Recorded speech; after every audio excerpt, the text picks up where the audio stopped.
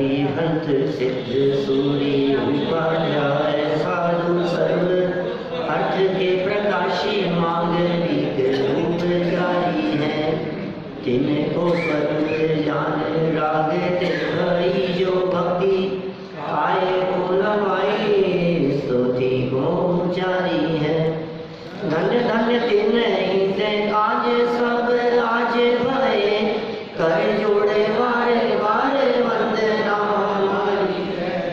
मंगल कल्याण सुखे सो हम चाहते हैं। ओ मेरी ऐसी दशा जैसी तुम धारी है। ओ मेरी ऐसी दशा जैसी तुम धारी है। ओ मेरी ऐसी दशा जैसी तुम धारी है। क्षत्र चूड़ामणि नामक ये ग्रंथ 8वां लंब यहाँ चल रहा है और इसमें घटना वहाँ से थोड़ी सी परिवर्तित हुई थी कि जीवनधर कुमार का विवाह हो गया, राजकुमारों को उन्होंने ज्ञान प्राप्त कराया और फिर वहाँ से सुखपूर्वक रहने लगे उसी राजा के दरबार में। जमाई थे, सब प्रकार की सुविधाएं मिली, आओ भगत वो वहाँ रहने लगे। अचानक ही एक स्त्री उनके पास में दौड़ती हुई आई, मुस्कुराती हुई और उनसे आकर के कहा कि आप यहाँ हैं? आप जैसे एक आदमी को तो मैंने आयुशाला में देखा है, यहाँ और वहाँ दोनों जगह कैसे हो सकते हैं? जीवनधर कुमार ने अपनी मनस्थिति को थोड़ा सा संभाला और विचार किया कि मेरे जैसा आखिर हो कौन सकता है? कहीं ऐसा तो नहीं है कि मेरा छोटा भाई आ गया हो। जिन सेठ के यहाँ जीवनधर कुमार पले बड़े थे उनका ही दूसरा पुत्र, क्या नाम उसका, नंदाढ्य, बोले वो आ गया होगा, ऐसा विचार आया इनको। दौड़ते हुए आयुशाला में पहुँचे, वहाँ देखा तो अपने भाई को ही पाया कि नंदाढ्य ही आ गया है और बहुत प्रसन्न हुए। आपस में वार्तालाप प्रारंभ हुई। नंदाढ्य ने ये कहना प्रारंभ किया कि आपके वहाँ से चले जाने के बाद, कहाँ से चले गए थे? शमशान से नहीं, उसकी कैद में से, काष्टांगार के यहाँ थे ना, काष्टांगार के यहाँ से फिर देव ले गया था। देव ले गया, फिर उसके बाद में घूमते रहे, फिर पता नहीं कहाँ कहाँ क्या क्या होता रहा। वो तो बहुत सारी बातें घट गई थी। माने काष्टांगार ने बंदी बना लिया था, बंदी बना करके उनको रोक लिया था अपने यहीं। इन्होंने देव का इसमें मारने का आदेश दे दिया था, मृत्युदंड का आदेश दे दिया था और अचानक अपने उसको याद किया यक्ष को, वो आकर के बचा करके ले गया था। अब ये मिला है भाई, कितना लंबा समय हो गया उस बात को, कई घटनाएं बीच बीच में घूम गई, ये इधर उधर भटकते रहे। जब भाई मिला तो उसने यह बात कही कि आपके चले जाने के बाद कितना बड़ा संकट आ गया था, आपको तलाशा कहीं नहीं मिले और इतनी तकलीफ हुई बीच में, तो ऐसा संकट आया कि मैंने आत्महत्या का विचार कर लिया, मरने का विचार कर लिया। बस वो आत्महत्या का विचार नहीं किया जाना चाहिए और किन परिस्थितियों में आ जाता है और वो कितना बड़ा पाप है, यह चर्चा हमने पिछले 2 दिनों में की है आपके बीच में। देखिए आप, अब इसी चर्चा को थोड़ा सा और आगे बढ़ाते हैं। पेज नंबर 379, 379 नंबर पेज है। नंदाढ्य का विचार सामने आया आत्महत्या करने का और व्याख्याकार ने व्याख्या करते हुए इस बात को समझाया कि किसी भी परिस्थिति में आत्महत्या का विचार करना योग्य नहीं है, कितना भी बड़ा से बड़ा संकट आ जावे, क्योंकि आत्मघाती महापापी, आत्मघात तो महापाप है ही, आत्मघात आत्महत्या का विचार भी महापाप है। और इस बात को थोड़ा और अच्छे ढंग से समझाया कि जितनी जितनी इंद्रियों की प्राप्ति होती है वो बड़ी दुर्लभता से होती है। और उनके वियोग में होने वाला दुख भी उतना ही ज़्यादा होता है। इसलिए उनकी हिंसा से लगने वाला पाप भी उतना ही ज़्यादा होता है। सो एक इंद्रिय जीव की हिंसा से 2 इंद्रिय का पाप ज़्यादा है, 2 इंद्रिय से 3 इंद्रिय जीव यदि हमारे द्वारा मरे तो उसका पाप ज़्यादा है, 3 से 4 इंद्रिय, 4 इंद्रिय से पंचेंद्रिय, पंचेंद्रिय में त्रियंच की अपेक्षा से मनुष्य में निकट के संबंधी उनकी हत्या का महापाप, और उससे भी ऊपर बढ़कर सबसे निकट यह शरीर, इस शरीर के त्याग का महापाप लगता है। यह सब चर्चा हो चुकी है। देखिए आप 379 पेज पर 15 नंबर के श्लोक के ऊपर की लाइनें। यहाँ नंदाढ्य ने भी इष्ट वियोगज आर्त ध्यान में जो आत्मघात करने का निर्णय लिया था, उन परिणामों की बात वे कह रहे हैं। आर्त ध्यान जान गए आप? 4 प्रकार के होते हैं आर्त ध्यान। बोलचाल की भाषा में कहते हैं ना आरत ध्यान। आरत ध्यान मत करो। यह आर्त ध्यान क्या चीज है? पहला आर्त ध्यान होता है इष्ट वियोगज, इष्ट के वियोग से होने वाला आर्त ध्यान। अपने कोई सगे मर गए हो, किसी का मरण हो गया हो, अब ये दुखी रहता है, आर्त ध्यान करता रहता है, हे भगवान ये चले गए, ये मुझे छोड़ करके क्यों चले गए, मुझसे पहले ही, अभी तो इनकी उम्र ही क्या थी, अभी तो इनका क्या था, और इनसे हमारा कितना काम होते थे, ये कितना सहयोग करते थे, ये बात याद करके रोता रहता है। इष्ट वियोगज। नंबर 2 अनिष्ट संयोगज। इष्ट का वियोग हो जाए या अनिष्ट का संयोग हो जाए तो आर्त ध्यान करता है। अनिष्ट के संयोग में बहुत तरह की बातें हो सकती है। घर में चोर आ जाए और कोई संकट आ जाए, घर में चूहे घूम रहे हो घर में, ये भी अनिष्ट का संयोग है।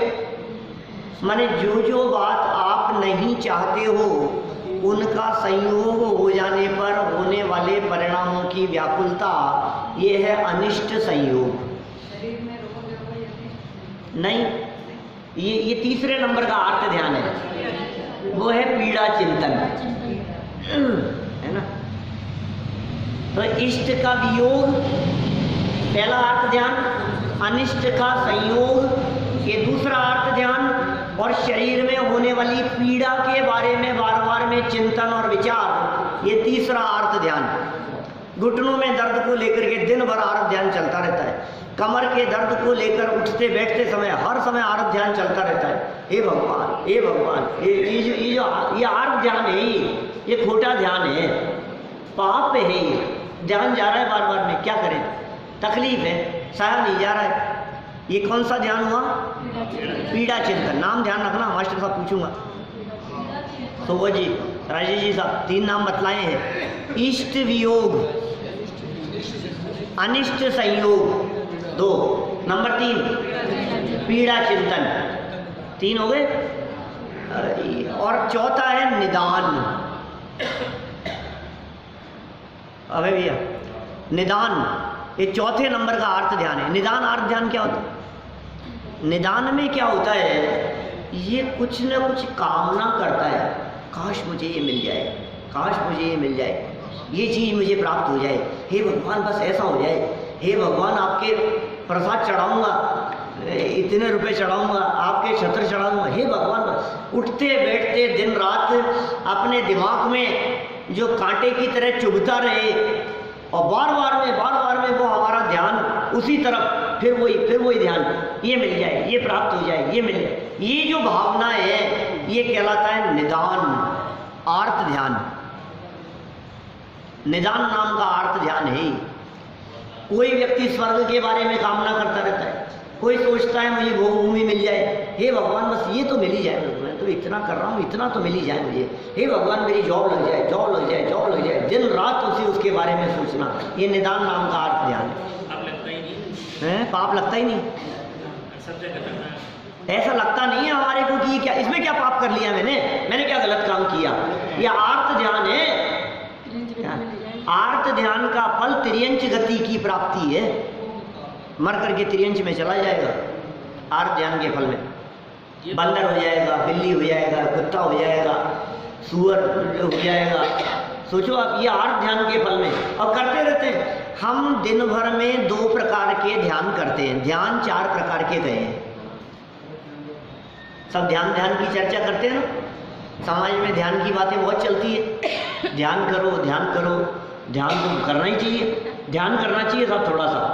लेकिन हम ये कह रहे हैं ध्यान के बिना कोई जीव होता ही नहीं है, प्रति समय होता है, हर समय ध्यान चल रहा है दीपेश जी, हर समय ध्यान चल रहा है, कोई ना कोई ध्यान हर समय चल रहा है।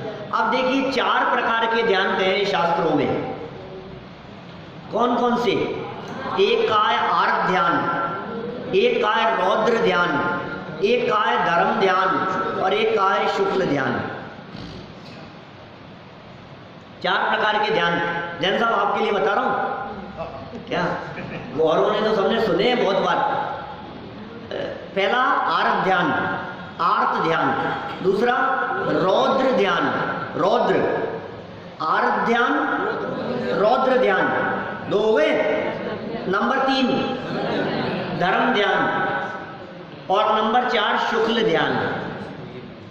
आर्त ध्यान, रौद्र ध्यान, धर्म ध्यान और शुक्ल ध्यान, 4 हो गए। इन 4 प्रकार के ध्यानों में आर्त ध्यान और रौद्र ध्यान ये तो पाप रूप है, और धर्म ध्यान और शुक्ल ध्यान ये उत्कृष्ट है, ये करने योग्य है। माने ये 2 करने लायक नहीं है और ये 2 करने लायक है। आर्त ध्यान रौद्र ध्यान करने लायक ध्यान नहीं है। अब कैसे आर्त ध्यान करता रहता है? इष्ट वियोगज नाम के आर्त ध्यान में इष्ट का वियोग हो जाए तो आर्त ध्यान, और इष्ट का वियोग हो न जाए, समझ रहे हैं आप? कुछ ऐसा हो न जाए, देखो बाहर कपड़े सुखाए बंदर नहीं ले जाए, ये इष्ट वियोगज नाम का आर्त ध्यान ले नहीं जाए, क्या समझ रहे हैं आप? चोरी नहीं चला जाए, ये इष्ट वियोगज नाम का अर्थ ध्यान है। हो जाएगा तब तो अनिष्ट संयोग होगा, और हो नहीं जाए, हे भगवान ऐसा नहीं हो जाए, हे भगवान ऐसा नहीं हो जाए। बच्चा स्कूल से 2 बजे आ जाता है, 2:15 बज गए अभी तक नहीं आया, 2:30 बज गए अभी तक नहीं आया, 3 बज गए कोई सूचना नहीं है, 2 से 2:15 होते हैं, तब तक तो इंतजार करता रहता है। क्या जैसे जैसे टाइम बढ़ता रहता है वैसे वैसे आर्त ध्यान बढ़ता रहता है। कुछ हो नहीं जाए, आज क्या हो गया, आज क्या हो पता नहीं, ये आर्त ध्यान, ठीक है। तो इष्ट ये कहा हमने आर्त ध्यान। आर्त ध्यान में पाप का चिंतन होता है, आर्त ध्यान में रोता रहता है, आर्त ध्यान में दुखी रहता है, पीड़ित रहता है, परेशान रहता है, यह आर्त ध्यान है। परेशानी में होने वाला ध्यान आर्त ध्यान है। 3 महीने से ब्याज नहीं आया यार, पैसे डूब नहीं जाए, 4 महीने हुए फंस नहीं जाए अपन, इस कंपनी में इतने पैसे लगे, पता नहीं ऐसा नहीं हो जाए, ये तो आर्त ध्यान चल रहा है।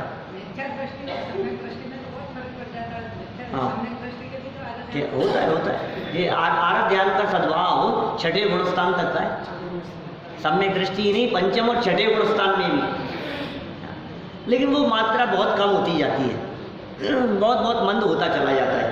चलिए, तो ये क्या कहा हमने, पहला आर्त ध्यान तकलीफ रूप है, एक है रौद्र ध्यान, ये तो पाप लगता ही नहीं है। रौद्र ध्यान प्रसन्नता रूप होता है, मजे में होता है। रौद्र ध्यान मजे में होता है, रौद्र ध्यान में आनंद होता है, मजा आ रहा है। क्या बात कर रहे हो आप, मजा आ रहा है फिर भी पाप कि हाँ, ये रौद्र ध्यान नरक का कारण है,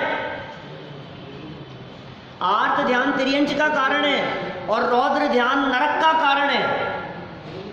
ये रौद्र ध्यान कैसा है, हिंसा नंदी, हिंसा में आनंद, मृषानंदी, झूठ बोल करके आनंद, चौर्यानंदी, चोरी करके आनंद, और विषयानंदी, और यार क्या लॉटरी खुल गई, मजा आ गया। ये कौन सा ही रौद्र ध्यान है, रौद्र ध्यान है, इसमें मजा आ रहा है। और पीठ इसको, क्या कर रहे हो आप, मजा आ रहा है, ये हिंसानंदी नाम का रौद्र ध्यान है। टीवी देखते देखते एक हीरो है और 50 गुंडे बदमाश लोग हैं और उसने खूब पीटा उनको सबको, क्या सिंघम ने और पकड़ करके ले आए, तो कैसा लगता है अपने, ओ मजा आ गया। क्या उसने बिल्कुल ऐसे ऐसे धुनाई करी इनकी, और पीटना चाहिए इनकी, तो और पिटाई होनी चाहिए।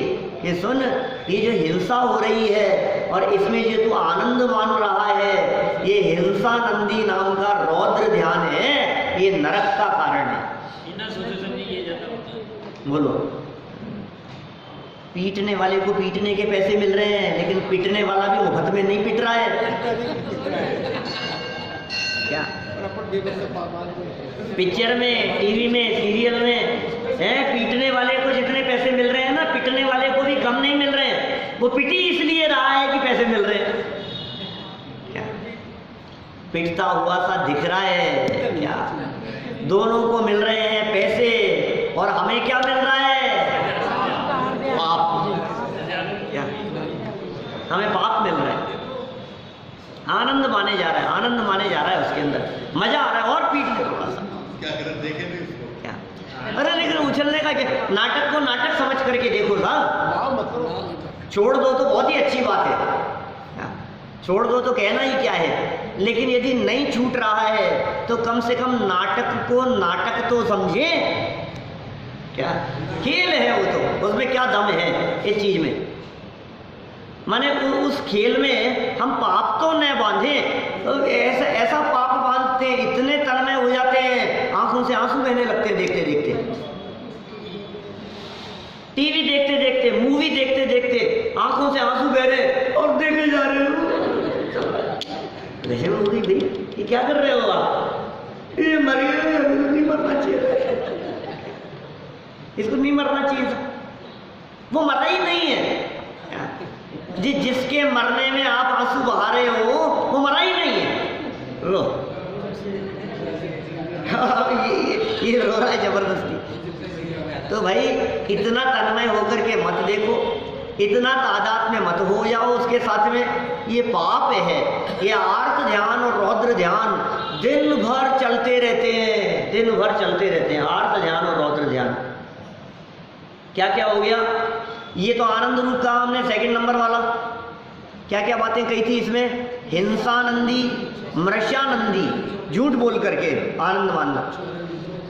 चौर्यानंदी, यार क्या स्टाइल से चोरी करी, आज अखबार में आया, क्या गजब ही स्टाइल थी, मजा ही आ गया। क्या यार, ये जो आनंद आ रहा है ना आपको, उसको देख करके, बंटी बबली को देख करके जो आनंद आ रहा है आपको, क्या ये जो मजा आ रहा है, इधर चोरी करी उसने, उधर भाग गए, पता ही नहीं लग रहा है, पुलिस पकड़ ही नहीं पा रही है, क्या स्टाइल से। और सामने वाला उससे पैसे लेने थे और उसको देने थे, क्या 50,000 रुपये लेने थे, और उसने कहा कि जा उससे कचौरी वाले के से ले आना, उसको कह दिया है मैंने, और उससे कहा कि भैया इसको 50 दे देना, ठीक है, ये कह करके चला गया। अब ये तो आ गया इधर से, उसने उसको 50 कचौरी दे दी। बोले ये क्या दे रहे हो, यही तो कह कर दिया था 50 दे देना। बहुत हेरा फेरी चलती है दुनिया में, बहुत उलट पुलट काम होते हैं। तो तुम्हें ये देख करके जो आनंद आ रहा है ये कैसा है, झूठ बोलने का आनंद, चोरी करने का आनंद, विषय भोगों का जो आनंद आ रहा है, ये क्या है, ये विषयानंदी, ये चौथे नंबर का रौद्र ध्यान है। इसी तरह से आर्त ध्यान का, इष्ट का वियोग, मेरे भाई चले गए, ये इष्ट वियोग नाम का आर्त ध्यान ये नंदाढ्य करते रहे। कब करते रहे, जीवंदर कुमार के चले जाने के बाद। इस भूमिका में क्या उपाय करना चाहिए जो देखो, आर्त ध्यान छोड़ करके धर्म ध्यान करने का प्रयास करना चाहिए, आर्त रौद्र ध्यान से ऊपर उठने का प्रयास करना चाहिए। जब जब आर्त ध्यान हो, रौद्र ध्यान हो, आर्त ध्यान नरक का तिर्यंच का कारण है और रौद्र ध्यान नरक का कारण है। आर्त ध्यान के फल में तिर्यंच गति मिलती है, रौद्र ध्यान के फल में नरक गति मिलती है। नरक और तिर्यंच को याद करके आप आर्त ध्यान और रौद्र ध्यान से बचने का प्रयास करें।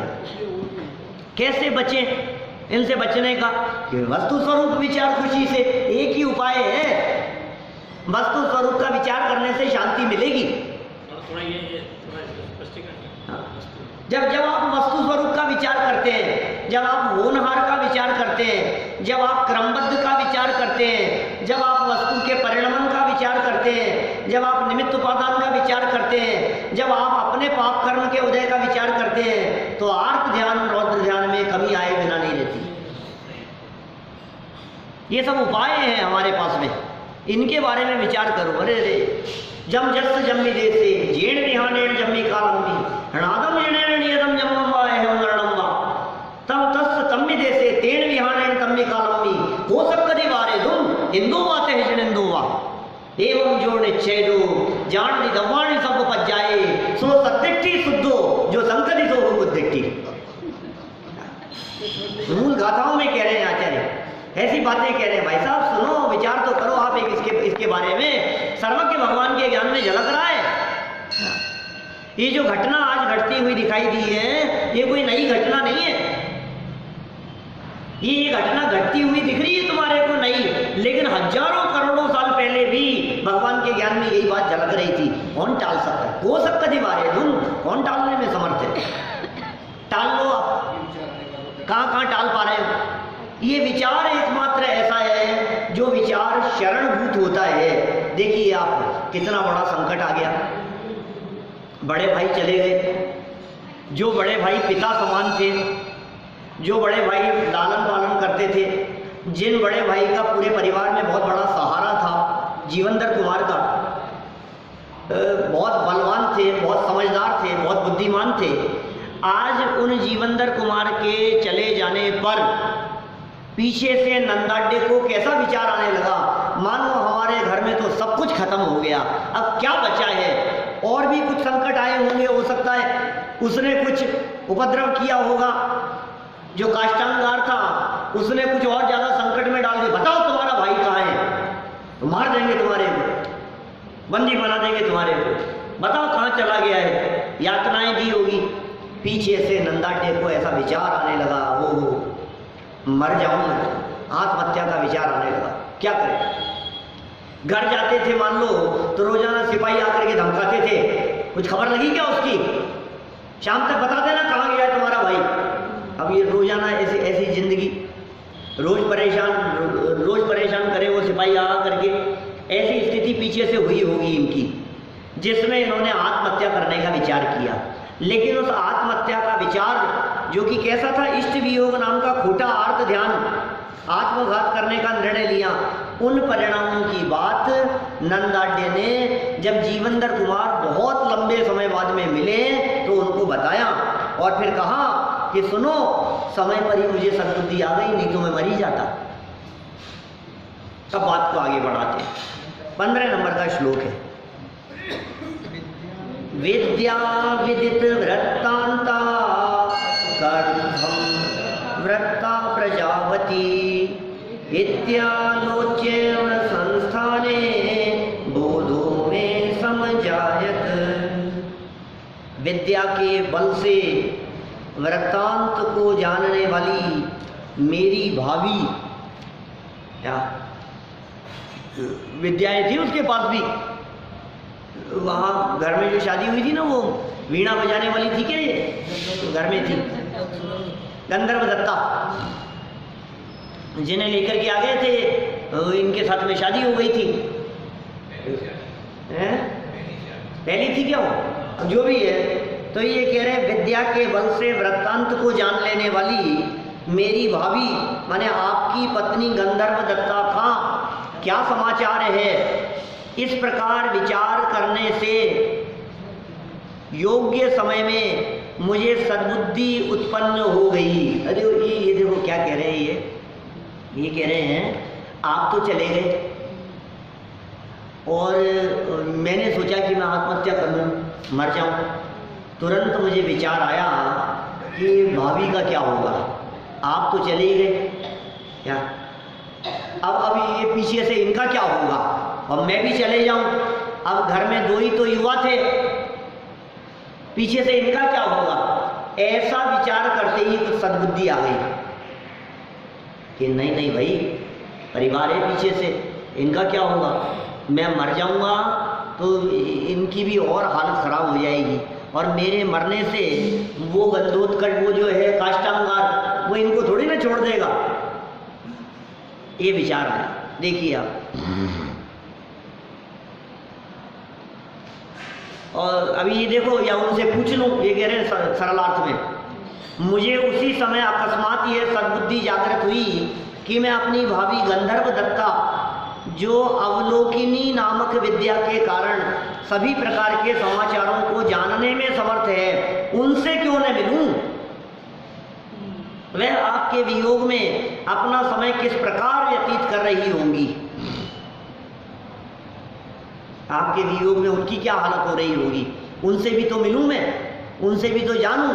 हो सकता है उन्हें कुछ खबर हो सकता है उन्हें कुछ पता लग गया हो, वे क्या हाल हो रहा होगा पीछे से।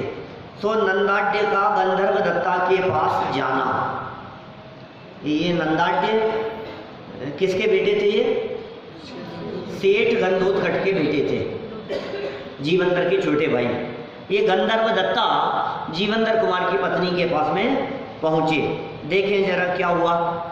एवं भावी भवदृष्टि शंभरत्वाद हम पुनः प्रजापति गृहं प्राप्य सविषाद मवास्तेषम। फिर इस प्रकार भविष्य में आपके दर्शन रूपी सुख की आशा से मैं गंधर्व दत्ता भाभी के घर जाकर वहाँ खेद सहित बैठ गया। किस आशा से? कि भविष्य में आपके कोई समाचार मिलेंगे, आप मिल जाएंगे, आप जहाँ भी गए होंगे वापस लौट करके आ जाएंगे।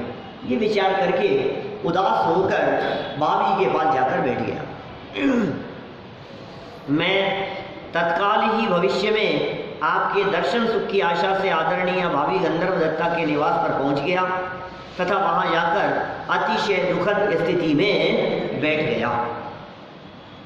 भाभी गंधर्व दत्ता द्वारा मन की बात जान लेना, वो समझ गई। वो समझ ही जाते हैं आखिर क्या हुआ होगा। किसी के मरण हो जाने पर आप उदास जाकर के बैठ तो समझ ही गए कि उनके मरने की वजह से आप उदास हो। इसमें क्या है? देखिए, स्वामिनी स्वामीहीनानां कुतः स्त्रीणां सुखासिका इति वक्तुमुपक्रान्ते हृदय ज्ञातु साभ्यदात्। हे स्वामिनी, अपने स्वामी माने निज पति के बिना स्त्रियों की सुखपूर्वक स्थिति कैसे हो सकती है? इस प्रकार कहने के लिए मैं प्रारंभ करने वाला ही था कि हृदय की बात जानने वाली उस गंधर्व दत्ता ने कहा। मैंने भी तो एक एक श्लोक में फटाफट बात कहते हैं ना, अपन तो बीच में रुक जाते हैं समझने समझाने में। ये कुछ कहने वाले थे, नंदाढ्य कुछ बोलने ही वाले थे कि मैं समझ सकता हूँ आपकी क्या स्थिति हो रही होगी, आपका क्या हाल हो रहा होगा, भाई साहब कहाँ चले गए, पता नहीं एकदम ही अचानक ही गायब हो गए, किसी को पता थोड़ी ना लगा। बंदी बना रखा था और पता नहीं कौन कहाँ ले गया उनको, गायब हो गए थे वो तो वहाँ से राज दरबार में से बेड़ियों ने जकड़ रखा था और गायब हो गए। मैं समझ सकता हूँ क्या स्थिति होगी। मन में ऐसे विचार चल रहे थे उदास बैठे बैठे कि मैं इस तरह की कुछ बात कहूँ। देखिए, मैं भाभी श्री से पूछने वाला था कि हे आदरणीय भाभी जी, कृपया बताने का कष्ट करें कि पति विहीन स्त्रियों की स्थिति सुखदायक कैसे हो सकती है। इतने में ही मेरे मन के विचारों को जानने वाली भाभी ने मुझे ही संबोधन करना प्रारंभ कर दिया। भाभी गंधर्व दत्ता का संबोधन, क्या संबोधन किया उन्होंने? अंग किम खिद्य से ज्यायान नुपद्रव एवते वयमेव मापापा मध्ये दुखाब्धिपातिता। हे वत्स, तुम क्यों खेद करते हो? तुम्हारे बड़े भाई जीवंतर कुमार सब प्रकार के कष्टों से रहित हैं, किंतु हम महापापी ही दुख रूपी समुद्र में पड़े हुए हैं। कह दिया, वो जानती थी विद्या से, उसने जान लिया होगा, चिंता मत करो, तुम परवाह मत करो, वो तो सब प्रकार से सुखी है, ठीक है, जहाँ भी हैं किसी प्रकार का कष्ट उनको नहीं है। और हम कैसे हैं महापापी, वो तो शांत है, वो तो जिन मंदिर के दर्शन कर रहे हैं, अकृत्रिम जिनालयों के दर्शन कर रहे हैं, उनको व्यंतर था वो ले गया था, तीर्थ क्षेत्रों की वंदना करा रहा है, उनकी तो शादियां हो रही है, वो तो मजे से सुख शांति पूर्वक रह रहे हैं, और हम ऐसे पापी हैं। देखिए यहाँ जो पापी शब्द का प्रयोग किया गया, ये पाप करने की वजह से नहीं, वर्तमान में पाप परिणाम होते हुए दिखाई दे रहे हैं, आकुलता व्याकुलता, इसलिए पापी कह रहे हैं। इन्होंने कोई चोरी डाका थोड़ी ना डाल दिया कहीं, क्यों वहाँ पापी कह रहे हैं अपने आप को? भाई सच ही बात है कि पाप के उदय से कोई व्यक्ति पापी नहीं होता, पाप परिणाम से पापी होता है। पाप के उदय से प्रतिकूलताएं हो तो वो पापी नहीं हो जाता। पाप कर्म का उदय तो बहुत आ गया, घर में चोरी चला गया सामान, पाप कर्म का उदय आ गया, हड्डी टूट गई, पाप कर्म का उदय आ गया, अनेक प्रकार की परेशानियां आ गई। लेकिन इस पाप कर्म के उदय से कोई पापी थोड़ी ना हो जाता है, आ गया होगा पाप कर्म का उदय, कोई बात नहीं। हाँ, यदि अपने मन में सब प्रकार की सुविधाएं होते हुए भी पाप का भाव आ गया, वो पाप है, उससे पापी है व्यक्ति। पाप के उदय से पापी नहीं होता, पाप परिणाम से, पाप भाव से पापी होता है। इसलिए आचार्यों ने ऐसा कहा है कि पाप से घृणा करो, पापी से नहीं, व्यक्ति से भी नहीं, उसका जो पाप परिणाम था ना, उससे घृणा करो। व्यक्ति तो रहेगा, कायम रहेगा, पाप का परिणाम चला जाएगा, पुण्यात्मा हो जाएगा, पुण्य भी छूट जाएगा, धर्मात्मा हो जाएगा। इसलिए सावधान रहो आप। देखिए कितनी सुंदर बात यहाँ कह दी, गंधर्व दत्ता का संबोधन कितना सुंदर था। हम महापापी ही दुख रूपी समुद्र में पड़े हैं। देखिए सरल अर्थ, हे वत्स, हे देवर, आप क्यों खेद खिन्न होते हो? तुम्हारे बड़े भाई जीवंदर कुमार सभी प्रकार की आपत्तियों से रहित एवं सर्वथा प्रसन्न चित्त हैं, सब प्रकार से खुश हैं। आप किसी भी प्रकार की चिंता न करें। हम महापापी ही उनके वियोग एवं चिंता के कारण दुख रूपी समुद्र में पड़े हुए हैं। हम लोग ही पापी हैं, जबरदस्ती उनकी चिंता में पड़े हुए हैं। उनकी चिंता करने की ज़रूरत नहीं है। देखो, जिन्हें इस बात का भरोसा होता है, अपनों की काबिलियत पे भरोसा होता है, क्या वे चिंता नहीं करते। आपने अपने बच्चे को पहली बार घर से बाहर भेजा,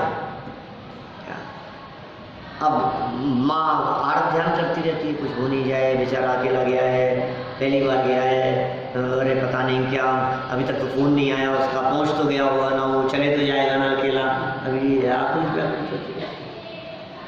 और उसी समय पिता हिम्मत दिलाता है, अरे तुम्हें पता नहीं है वो कितना होशियार है, वो सब कर लेगा, क्या तुम टेंशन मत लो उसके बारे में, वो बहुत होशियार है, वो उसे कमज़ोर मत समझो, तो सब कर लेगा, सब मैनेज कर लेगा वो, हमें मुझे मालूम है वो कितना होशियार है। तो ऐसे ही ये जीवंदर कुमार की पत्नी ये कह रही है कि देवर जी ज़्यादा परेशान मत हो, तुम्हें पता नहीं है वो कितने काबिल है, वो कितने योग्य हैं, भरोसा है हमारे को, कोई संकट नहीं होगा। अरे संकट उन्हें देख करके दूर भाग जाएं, इतनी है उनकी योग्यता। पाप कर्म का उदय उनसे दूर भागता है, वो इतने शक्तिशाली है, शत्रु आकर के घेर ले, इनकी शक्ल देखते ही शांत हो जाते। अनेक प्रकार की शक्तियां हैं, अनेक प्रकार की रिद्धियां हैं, इनकी बुद्धि कम नहीं है, योग्यता कम नहीं है। इसलिए डरो मत, उनकी चिंता करके हम ही पागल हैं जो जबरदस्ती दुखी हो रहे हैं, उन्हें तो परवाह भी नहीं है। कभी कभी अपने को ऐसा विचार नहीं आता है, जिनकी चिंता में आप आर्त ध्यान करते रहते हैं, उनके बारे में विचार करते हैं तो लगता है हम जबरदस्ती इसके लिए पागल हुए जा रहे हैं, इन्हें तो हमारी परवाह ही नहीं है। ऐसा होता है,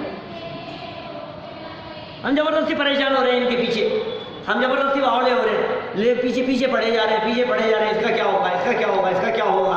वो उसे चिंता ही नहीं है, उसे हमारी चिंता नहीं है, उसकी भी चिंता नहीं है। तो भाई हम ही पागल हैं जो दुखी हो रहे हैं। दुख रूपी समुद्र से पार हो जाओ। क्या? हाँ बोलो आप। हमने शोक करके मंदिर आना बंद कर दिया। इससे बहुत सही बात कह रहे हैं। घर में यदि मरण हो जाए किसी का, अभी मैं कैसे मंदिर जा सकता हूँ? अभी कैसे मंदिर जा सकते हैं? अभी तो समाज वाले क्या कहेंगे? अभी तो हमने कहीं जाना शुरू ही नहीं किया है। शिविर में और जाए इतने लोगों के बीच में? अरे नहीं नहीं, मेरे तो चाचा जी मरे हैं, मेरे तो दादाजी मरे हैं, मेरे तो मामा जी मर गए, अभी से कैसे जा सकता हूँ? ये सोच करके मंदिर छोड़ता है, ये सोच करके 10 लक्षण छोड़ता है, ये सोच करके पूजन पाठ छोड़ देता है, ये छोड़ करके सोच करके स्वाध्याय छोड़ देता है, ये सोच करके धार्मिक आयोजनों में जाना बंद कर देता है। क्या सोच करके? शौक है साहब हमारे, तो क्या करें साहब, अभी तो हम कर नहीं सकते। शौक है हमारे, हो गया। ये कैसा शौक है? तो शौक है तो तुमने रोटी खाना तो बंद कर? नहीं, रोटी तो खा रहे हैं, रोटी खाना थोड़ी ना बंद करेंगे। तीसरे दिन जाकर के दुकान भी खोल लेता है क्या, और मंदिर आने में शौक की बात कर रहा है। ग्राहकों से चर्चा करता है, लेन देन करता है, कोई अच्छी पार्टी आ जाए तो उससे सौदा करता है, प्रॉफिट की बात करता है क्या, और वो आ जाए तो खुश भी होता है। और मंदिर आने की बात करें तो कहते हैं शौक है हमारे। ये चिंता मत कर, तेरे लक्षण ऐसे दिख रहे हैं, तू शौक मग्न ही रहेगा। क्या ये मंदिर के कार्यों में शौक किया जाता है क्या? ये तो शौक दूर करने के लिए, यहाँ आने से तो शौक दूर होता है। आपके परिणामों में जो आकुलता व्याकुलता है, वो व्याकुलता यहाँ आने से मंद पड़ती है, वो कम होती है। इसलिए दूर नहीं हटना इनसे, नजदीक आना। बहुत विचार करने की बात है, समाज में ऐसा ही दिखाई देता है। और सुनो, जिनके वियोग में तुम रो रो करके मंदिर जाना छोड़ रहे हो, जिनके वियोग में वे मर करके यहाँ चले गए, अब वहां जाकर के नंदीश्वर द्वीप में जाकर के पूजन कर रहे हैं। बोलो, वो पंचमेरु पर्वतों पर चले गए पूजन करने के लिए, तुम तो रो रहे हो उनके लिए। और रो रो करके क्या कर रहे हो? नहीं मैं तो शिविर में नहीं जाऊं। तू शिविर में जाकर के सुनने का त्याग कर रहा है, और वो स्वर्ग में जाकर के श्रीमंदिर भगवान की दिव्य ध्वनि सुन रहा है। बोल, उसे परवाह नहीं है तेरी? अच्छा, वो स्वर्ग में जाने के बाद में रोएगा वहां जाकर के, क्या करेगा? जैसे आपका वियोग हुआ है उनसे, वैसे ही वो भी तो घर बार सब छोड़ करके गए हैं ना स्वर्ग में। अब वो वहां जाकर के रोएंगे क्या स्वर्ग में जाकर के? अरे अरे मेरी पत्नी तो नीचे ही रह गई बेचारी, अब उसका क्या होगा? रोएगा ऊपर जाकर के, स्वर्ग में जाकर के। कौन किसकी पत्नी? एक छोड़ करके आया हूँ, 32 मिल गई है यहाँ। मिनिमम 32 मिल जाती है। अब क्या करे बोलो? हीन से हीन जाति के देवों को 32 देवांगनाएं मिल जाती है। वो दरारें पड़ने वाला वो मकान छोड़ करके आया हूँ, 50 साल पुराना बना हुआ मकान छोड़ करके आया हूँ, और यहाँ ये महल मिल गए मेरे को। वहाँ क्या था? कुछ नहीं था। और ये यहाँ रत्नों के आभूषण हैं, ये सारी सुविधाएं हैं, ये अनेक प्रकार की रिद्धियां हैं। उन रिद्धियों को प्राप्त करके उसे मध्य लोक की याद भी नहीं आती। तुम किसके लिए रो रहे हो? और मैं तो कभी कभी ऐसा भी कहता हूँ, और दूसरी बात कहता हूँ, आप किसके लिए रो रहे हैं? अरे साहब ये मर गए। कौन मर गया? आत्मा मर गया कि शरीर मर गया? बोलो। यदि तुम शरीर के लिए रो रहे हो तो रोने की क्या जरूरत है? शरीर तो यहीं पड़ा हुआ है, रो क्यों रहे हो तुम? ये तो है ना यहीं पे, कि नहीं नहीं इसके अंदर जो था ना वो चला गया, कि वो चला गया। तुम जानते थे उसको जो चला गया, जिसके लिए रो रहे हो? कि नहीं नहीं साहब फिर भी आखिर कि वो आ जाए ना तो खिलवाते फिरोगे उसे। वो यदि जो आत्मा निकल करके चला गया है, यदि वो व्यंतर आदि कुछ देव बन करके तुम्हारे यहाँ आ जाए दोबारा, बोलो अपनाओगे क्या उसको? अरे कोई मंत्र तंत्र कोई बतलाओ, कोई करने वाला कोई दिखता हो तो भाई साहब दोबारा नहीं आए, दिखना नहीं चाहिए दोबारा। डरता है उससे। किसके लिए रो रहा है? जो चले गया है उसके लिए रोता है तो बेवकूफ़ी की बात है। जो पढ़ा है उसके लिए रो रहा है तो मूर्खता दिख रही है, जो है वो गया कहाँ, किसके जाने से रो रहा है, समझ में ही नहीं आता है, रोना पीटना चालू रहता है, नासमझी में हो रहा है सब, अपने राग और मोह से रो रहा है, बस ये मोह है तेरा। अपने अपने सुख को रोवे पिता पुत्र दारा,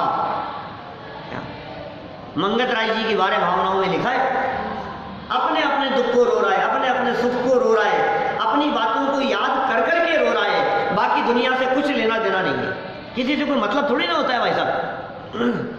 हम चले जाएंगे तो हमसे मतलब थोड़ी ना पीछे वालों को, उन्हें तो इस बात से मतलब है अब सब्जी कौन लाएगा, उन्हें तो इस बात से मतलब है अब बच्चों को स्कूल से कौन लाएगा, उन्हें तो इस बात से मतलब है कि वो थे तो घर की चौकीदारी होती रहती थी।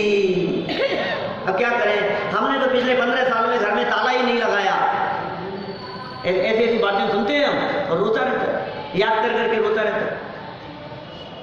माने अपने अपने जो परेशानियां खड़ी हो गई है ना, अब बैंक का काम कौन करेगा, मुझे तो पता ही नहीं है, मैं तो अब एक ही तो बेटा था, घर में कौन कमाएगा है, अब कौन संभालेगा, तो तुझे तेरी कमाई की परवाह है, उसकी परवाह नहीं है, किस वजह से रो रहा है बता।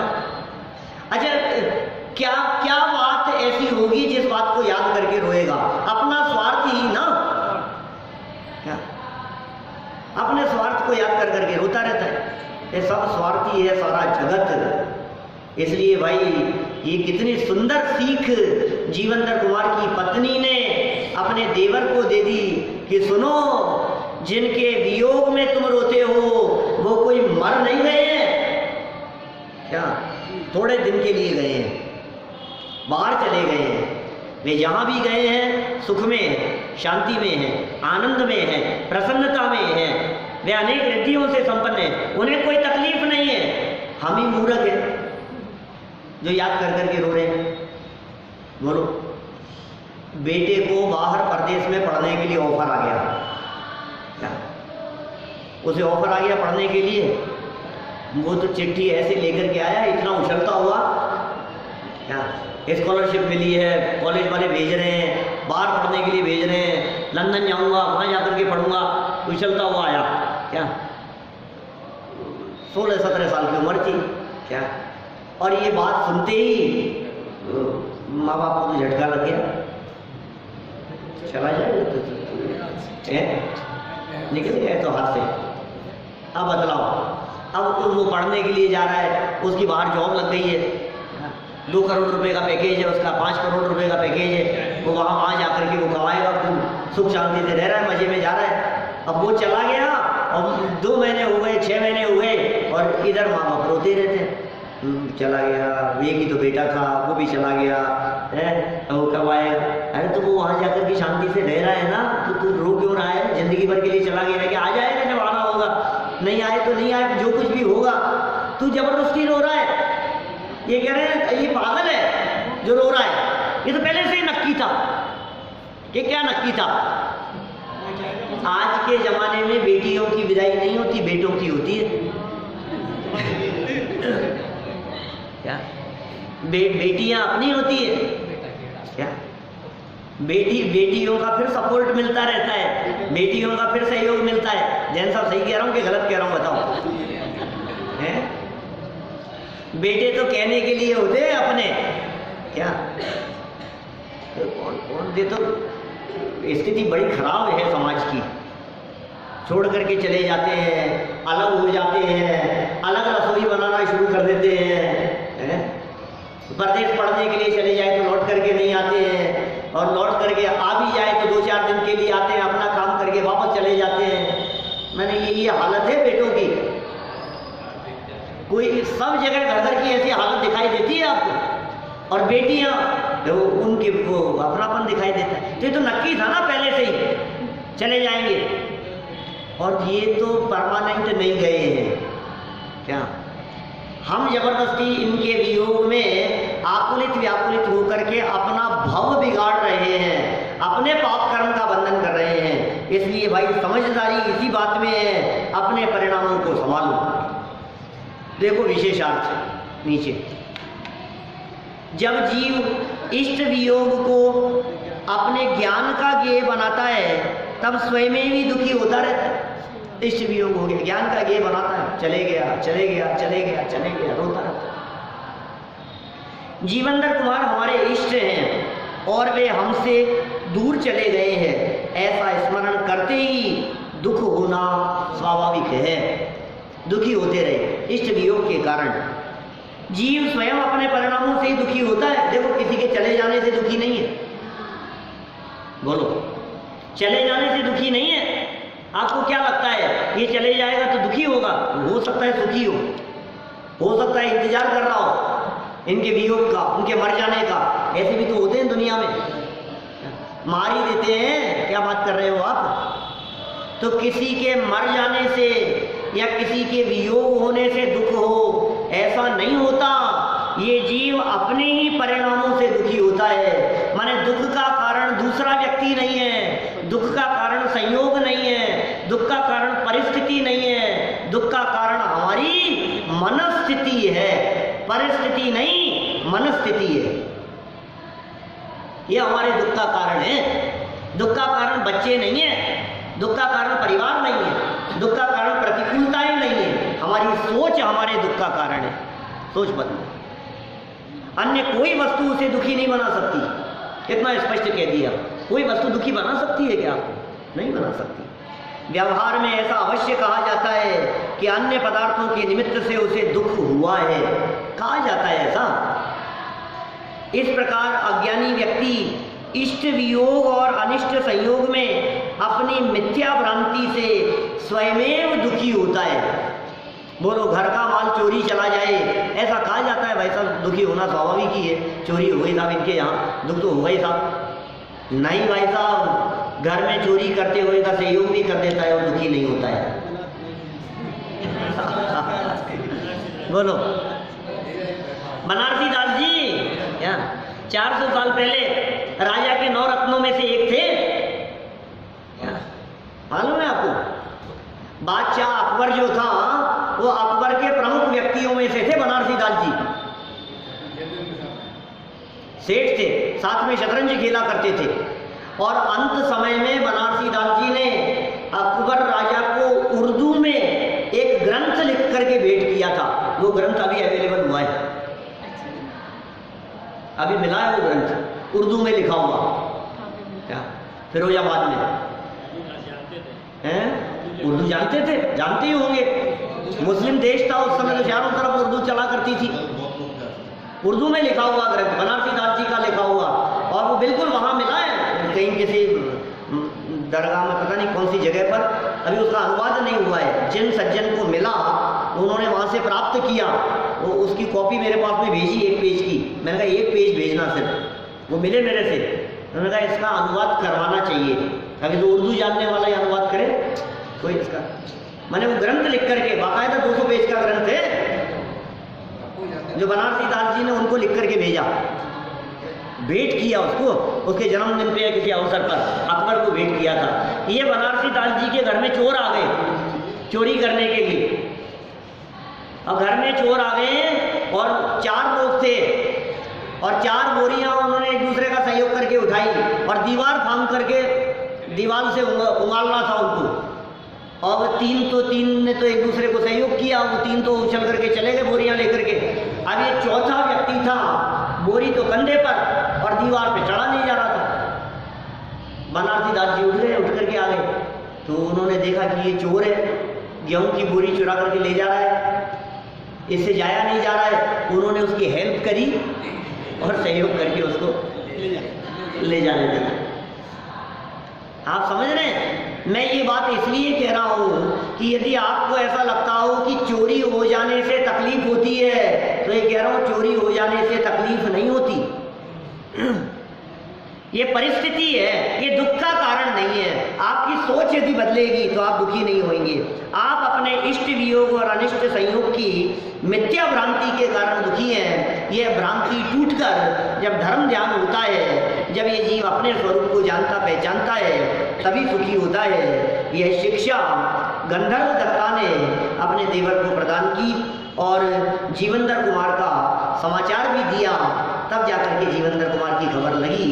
हम भी इष्ट वियोग और अनिष्ट संयोग से अपनी बुद्धि को हटाकर अपने परिणामों को संभालें, इसी भावना से बात को यहीं